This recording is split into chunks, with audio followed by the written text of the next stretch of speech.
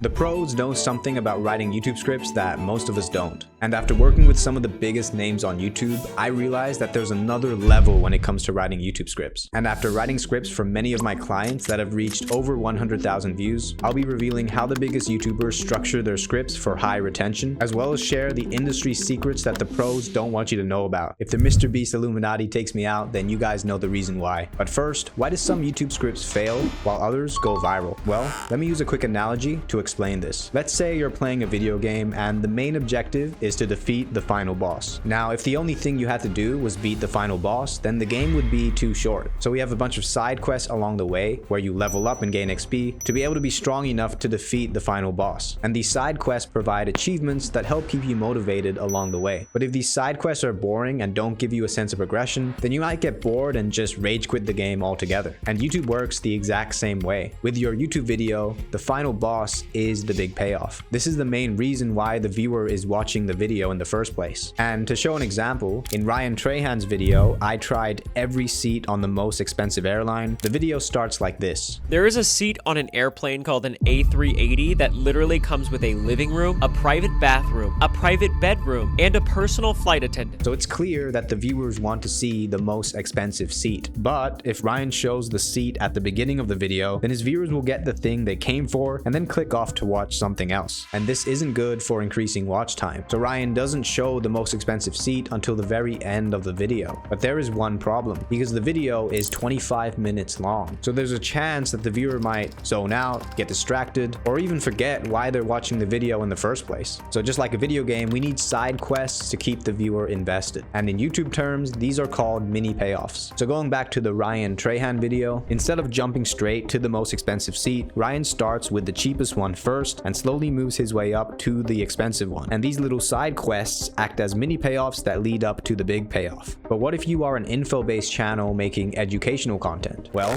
the process is exactly the same. But instead of an epic challenge, the big payoff is to learn all the info needed to achieve a goal. So think of the big payoff as a puzzle where you need to collect all the pieces to achieve your goal. And every piece of information you learn represents a piece of the puzzle. These individual pieces are the aha moments, and they represent the mini payoffs of your video. So for example, if your video is about how to get more views on YouTube, you might have a section about thumbnails, a section about titles, a section about editing, and so on. And all these sections work together to help you achieve the main goal of reaching 1,000 subscribers. So hopefully that helps you understand how mini payoffs work. But there's actually a very simple change you can make to your scripts to add more mini payoffs and help increase your retention. So let's do a quick thought experiment. Let's say you have a problem you want to solve and you have two options. Option 1 will sit with you and rattle off everything they know, while option 2 has a step-by-step framework that you can copy and paste for yourself. Which option would you choose? You would probably go with option 2 because it's easier to follow and more organized, right? There's something about being in a step-by-step framework that makes it feel more legit. And Alex Hormozi does this a lot. In fact, he'll even have videos where the entire video is just one big framework. And there are three main reasons why this works so well. First, frameworks give your content structure. When viewers know that there is a clear path, they're way more likely to believe that it can get them results. Second, it simplifies the information. Because the content is split into smaller chunks, it makes it easier to remember and to apply. And third, numbered lists create anticipation. When you say that there are 3 steps, the viewer wants to know what these 3 steps are. And that's why listicle videos do so well, because these videos unintentionally have a bunch of mini payoffs built in. Look at this video, for example. 44 cheat codes that I know at 44 that I wish I knew at 24. There are 44 tips in a 13-minute video, which means that there's a payoff every 20 seconds. No wonder the video did so well. So if you want to improve retention, an easy hack is to turn your teachings into a step-by-step framework. But your video doesn't need to be one whole giant framework. You can have frameworks for just one section of the video. And this allows you to have mini payoffs inside the mini payoffs themselves. And here's an example from one of the sections in my previous video. Well, I've reversed engineered hundreds of hooks from the biggest YouTubers, and they all follow a simple 3-step framework. I then visually show on screen the 3 steps before going into each of them one by one. And this is a subtle trick that lets the viewer know what to expect, which helps improve your watch time. But we're not done yet, because during my time behind the scenes with some of the top creators in the game, I've learned a subtle insider tip that triples the effectiveness of this strategy. Now remember the example I just showed just now? Well, if you didn't notice, there was something crucial about the way I did it. I visually showed the 3 steps on screen. And this part is super important because there's a chance that the viewer loses concentration and forgets why they're watching the video in the first place. And this is especially true nowadays because our brains have been under attack by short form content, and we're basically brain dead.